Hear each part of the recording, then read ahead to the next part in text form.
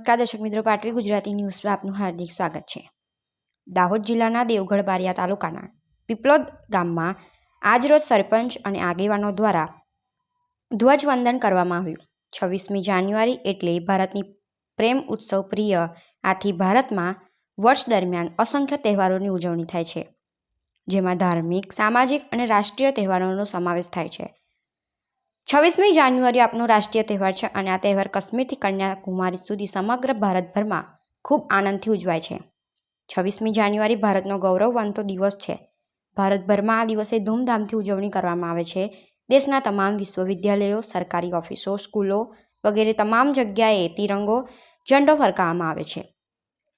School કોલેજોમાં વિવિધ સાંસ્કૃતિક કાર્યક્રમોનું આયોજન થાય છે અને આનંદથી ઉજવવામાં આવે છે।